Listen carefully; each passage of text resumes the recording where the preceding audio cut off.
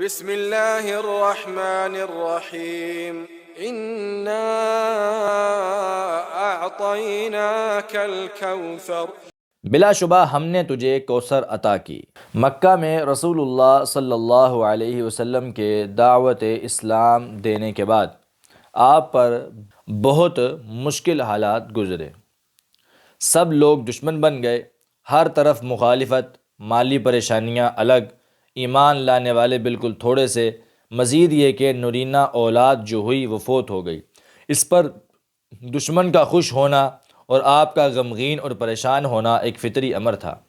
اللہ تعالیٰ نے جس طرح سورہ ضحیٰ میں آپ صلی اللہ علیہ وسلم کو تسلی دیتے ہوئے فرمایا وَلَلْآخِرَةُ خَيْرٌ لَكَ مِنَ الْأُولَىٰ وَلَسَوْفَ يُعْطِيكَ رَبُّكَ فَتَرْضَىٰ، اور یقیناً پیچھے آنے والی حالت تیرے لیے پہلی سے بہتر ہے، اور عن قریب تیرا رب تجھے ضرور اتنا عطا کرے گا کہ تو خوش ہو جائے گا۔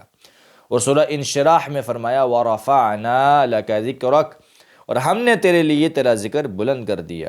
اسی طرح اس صورت میں بھی اللہ تعالیٰ نے اپنے انعامات کا تذکرہ فرما کر آپ صلی اللہ علیہ وسلم کو تسلی دی ہے۔ اِنَّا أَعْطَيْنَاكَ الْكَوْثَرَ، الکوثر کثرتن سے فوعلن کا وزن ہے جو مبالغے کا معنی دے رہا ہے، بے انتہا کثرت، یعنی دشمن تو یہ سمجھ رہے ہیں کہ آپ کے پاس کچھ نہیں، مگر حقیقت یہ ہے کہ ہم نے آپ کو بے انتہا دیا ہے۔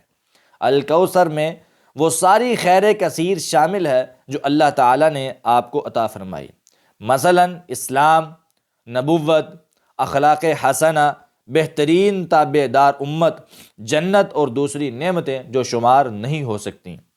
لغت کے لحاظ سے الکوثر کا معنی یہی ہے، البتہ بہت سی صحیح احادیث میں آیا ہے کہ رسول اللہ صلی اللہ علیہ وسلم نے فرمایا کہ کوثر جنت میں ایک نہر ہے جو اللہ نے مجھے عطا فرمائی ہے۔ اسی طرح اللہ تعالیٰ محشر میں آپ صلی اللہ علیہ وسلم کو جو حوض عطا کرے گا اس کا نام بھی آپ صلی اللہ علیہ وسلم نے کوثر بتایا۔ اس لحاظ سے یہ تفسیر مقدم ہے، مگر ترجیح کی ضرورت تب ہے جب دونوں تفسیروں میں تعارض ہو، جو یہاں ہے ہی نہیں۔ چنانچہ صحیح بخاری میں ہے کہ سعید بن جبیر رحمہ اللہ نے سیدنا ابن عباس رضی اللہ عنہما سے روایت کی کہ انہوں نے الکوثر کے متعلق فرمایا اس سے مراد وہ خیر ہے جو اللہ نے آپ صلی اللہ علیہ وسلم کو عطا فرمائی۔ راوی کہتا ہے کہ میں نے سعید بن جبیر رحمہ اللہ سے پوچھا کہ لوگ کہتے ہیں کہ وہ جنت میں ایک نہر ہے، تو سعید رحمہ اللہ نے فرمایا جنت میں جو نہر ہے وہ بھی اس خیر میں شامل ہے جو اللہ نے آپ صلی اللہ علیہ وسلم کو عطا فرمائی۔ صحیح بخاری کتاب التفسیر، باب سورۃ انا اعطیناک الکوثر، حدیث نمبر 4966۔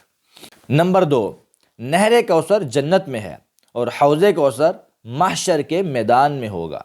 بعض اوقات اس پر بھی نہر کوثر کا لفظ آ جاتا ہے، کیونکہ اس حوض میں بھی جنت کے 2 پرنالوں سے پانی گر رہا ہوگا، گویا حوض کا اصل بھی جنت والی نہر کوثر ہے۔ فتح الباری۔ انس رضی اللہ عنہ فرماتی ہیں کہ نبی صلی اللہ علیہ وسلم نے فرمایا بینا انا اسیر فی الجنت اذا انا بنہر حافتاہ قباب الدر المجوف قلت ما هذا یا جبریل قال هذا الكوثر الذي اعطاك ربك فاذا طیبه او طینه مسک اذفر۔ صحیح بخاری کتاب الرقاق، باب فی الحوض، حدیث نمبر 6581۔ میں جنت میں چلا جا رہا تھا تو اچانک ایک نہر آ گئی جس کے کنارے کھوکھلے موتیوں کے قبے تھے۔ میں نے کہا جبریل یہ کیا ہے؟ تو انہوں نے کہا یہ کوثر ہے جو اللہ نے آپ کو عطا فرمائی ہے۔ پھر دیکھا تو اس کی خوشبو یا مٹی مہکنے والی کستوری کی طرح تھی۔ نمبر 3، حوض کوثر میدان محشر میں ہے جہاں رسول اللہ صلی اللہ علیہ وسلم اپنی امت کا استقبال کریں گے اور انہیں پانی پلائیں گے۔ حافظ ابن حجر رحمہ اللہ فتح الباری میں فرماتے ہیں کہ حوض کوثر کی روایات 30 سے زیادہ صحابہ سے آئی ہیں، جن میں سے 20 صحابہ کی احادیث صحیحین میں ہیں، باقی دوسری کتابوں میں ہیں۔ ان کی نقل صحیح ہے اور ان کے راوی مشہور ہیں۔ فتح الباری کتاب الرقاق، باب الحوض۔ نمبر 4، سیدنا ابو ذر رضی اللہ عنہ حوض کوثر میں جنت کے پرنالوں کا گرنا اور حوض کی تفصیل بیان کرتے ہوئے فرماتے ہیں کہ میں نے عرض کی اے اللہ کے رسول صلی اللہ علیہ وسلم حوض کے برتن کیسے ہوں گے؟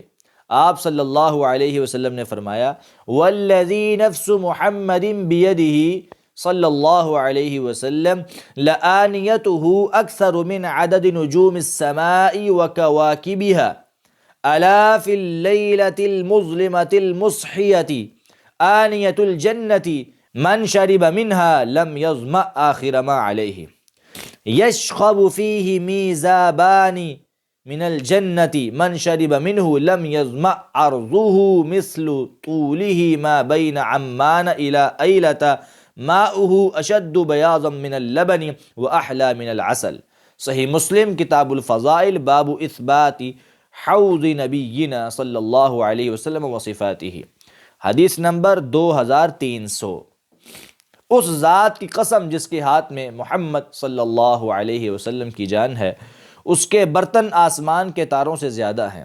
یاد رکھو تارے بھی اس رات کے جو تاریک ہو اور بادل کے بغیر ہو۔ جنت کے برتن ایسے ہیں کہ جو ان سے پیے گا کبھی پیاسا نہیں ہوگا اس وقت کے آخر تک جو اس پر گزرے گا۔ اس حوض میں جنت سے 2 پرنالے گرتے ہیں، جو اس سے پیے گا کبھی پیاسا نہیں ہوگا۔ اس کا عرض اس کے طول کے برابر ہے جتنا عمان سے ایلا تک فاصلہ ہے۔ اس کا پانی دودھ سے زیادہ سفید اور شہد سے زیادہ میٹھا ہے۔ نمبر 5، کوثر کا ایک اور معنی بھی کیا گیا ہے۔ مشہور امام فقہ امام ابن جنی نے آیت ان شانئک ھو الابتر کی مناسبت سے الکوثر کا معنی ذریۃ کثیرۃ یعنی کثیر اولاد کیا ہے۔ کفار قریش اور آپ سے دشمنی رکھنے والے کہتے تھے کہ آپ ابتر یعنی بے اولاد ہیں، فوت ہو گئے تو ہماری جان چھٹ جائے گی۔ اللہ تعالیٰ نے فرمایا ہم نے آپ کو کوثر یعنی اولاد کثیر عطا فرمائی۔ مراد اولاد فاطمہ ہے، کیونکہ بیٹی کی اولاد بھی قرآن کی روح سے اولاد ہے، جیسا کہ اللہ نے فرمایا وَمِن ذُرِّيَّتِهِ داود وسلیمان، اور اس یعنی ابراہیم علیہ السلام کی اولاد میں سے داود اور سلیمان کو ہدایت دی۔ اس کے بعد کئی پیغمبروں کا نام لے کر فرمایا وزکریا ویحییٰ وعیسیٰ والیاس، یعنی اس ابراہیم علیہ السلام کی اولاد میں سے زکریا، یحییٰ، عیسیٰ اور الیاس کو بھی ہدایت دی۔ معلوم ہوا عیسیٰ علیہ السلام بھی ابراہیم علیہ السلام کی اولاد ہیں، حالانکہ ان کا باپ بالاتفاق تھا ہی نہیں، بلکہ وہ ابراہیم علیہ السلام کی بیٹی مریم کی اولاد ہیں۔ معلوم ہوا کہ آدمی کی بیٹی کی اولاد بھی اس کی اولاد ہوتی ہے۔ قاسمی یہ معنی یعنی اولاد کثیر بھی الکوثر کے اس معنی میں شامل ہے جو ابن عباس رضی اللہ عنہما نے کیا ہے، یعنی خیر کثیر اور اس کی الابتر کے ساتھ مناسبت بھی ہے۔ فصل لربك وانحر، پس تو اپنے رب کے لیے نماز پڑھ اور قربانی کر۔ فصلی لربک وانحر عام طور پر سمجھا جاتا ہے کہ اس آیت میں نماز پڑھنے اور قربانی کرنے کا حکم دیا گیا ہے، حالانکہ یہاں اصل مفہوم یہ ہے کہ نماز پڑھو تو صرف اپنے رب کے لیے اور قربانی کرو تو وہ بھی اسی کے لیے، کسی غیر کے لیے نہیں۔ یہ ایسے ہی ہے جیسے کسی سے کہا جائے کھڑے ہو کر نماز پڑھو، تو اس سے مراد نماز پڑھنے کا حکم دینا نہیں ہوتا، بلکہ مراد یہ حکم ہوتا ہے کہ نماز کھڑے ہو کر پڑھو، بیٹھ کر نہ پڑھو۔ یہی مفہوم سورہ انعام میں بھی ادا ہوا ہے۔ فرمایا قل ان صلاتی ونسکی ومحیای ومماتی للہ رب العالمین لا شریک لہ وبذالک امرت وانا اول المسلمین۔ کہہ دے بلا شبہ میری نماز، میری قربانی، میری زندگی اور میری موت اللہ رب العالمین کے لیے ہے، جس کا کوئی شریک نہیں، اور مجھے اسی کا حکم دیا گیا ہے اور میں سب سے پہلے فرما بردار ہوں۔ نمبر 2، اللہ تعالیٰ نے کوثر عطا فرمانے کا احسان ذکر کر کے صرف رب تعالیٰ ہی کے لیے نماز اور قربانی کا حکم دیا۔ الکوثر یعنی خیر کثیر کے لفظ میں وہ سب کچھ آ گیا جو اللہ نے آپ کو عطا فرمایا، کوئی چیز ایسی نہیں جو اس میں شامل نہ ہو۔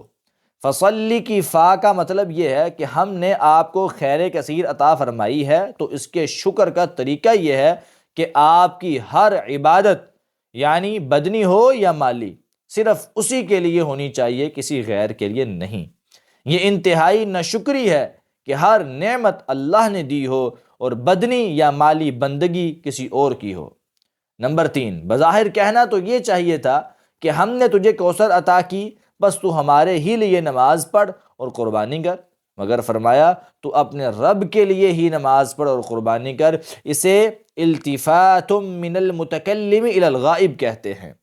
مقصد توجہ دلانا ہے کہ رب ہونے کی وجہ سے ہمارا حق ہے کہ ہماری ہی عبادت کرو، کسی اور کی نہیں۔ نمبر 4، بعض روایات میں سیدنا علی المرتضیٰ رضی اللہ عنہ سے مروی ہے کہ ونحر کا معنی نماز میں سینے پر ہاتھ باندھنا ہے، مگر وہ روایات صحیح نہیں۔ البتہ سینے پر ہاتھ باندھنے کا مسئلہ دوسری صحیح احادیث سے ثابت ہے۔ إن شانئك هو الأبتر، یقیناً تیرا دشمن ہی لاولد ہے۔ ان شانئک هو الابتر، شانئن شانئہ شنئن، باب سمع یسمع سے اور باب فتح یفتح سے، بروزن فلسن و شنآنن، نون کے فتحہ اور سکون کے ساتھ سے اسم فاعل ہے، اس کا معنی دشمنی رکھنے والا ہے۔ الابتر جس کی اولاد نہ ہو، اصل میں یہ باترہ سے مشتق ہے، جس کا معنی ہے قاطعہ، یعنی اس نے اسے کاٹ دیا۔ حمار ابتر، وہ گدھا جس کی دم کٹی ہوئی ہو، اور دم کٹے سانپ کو بھی ابتر کہتے ہیں۔ نمبر 2، ہوا ضمیر لانے کے علاوہ الابتر پر الف لام لانے سے کلام میں مزید حصر پیدا ہو گیا، یعنی دشمن ہی لاولد ہے، تم نہیں۔ رسول اللہ صلی اللہ علیہ وسلم کے دشمن کہتے تھے کہ محمد صلی اللہ علیہ وسلم اکیلے ہیں، ان کی اولاد نہیں، مر گئے تو کوئی نام دینے والا نہ ہوگا۔ اللہ تعالیٰ نے فرمایا آپ کے نام دینے والے بے شمار ہوں گے اور قیامت تک رہیں گے۔ کلمہ پڑھتے وقت، اذان میں، اقامت میں، نماز میں، درود میں، غرض آپ کا ذکر ہمیشہ رہے گا۔ آپ کی نسبت پر لوگ فخر کریں گے، اولاد بھی بہت ہوگی، مگر آپ کے دشمن کا کوئی نام لیوا نہیں ہوگا۔ اگر ان کی نسل چلی بھی تو اسے اپنے کافر باپ کی طرف منسوب ہونے پر کوئی فخر نہیں ہوگا۔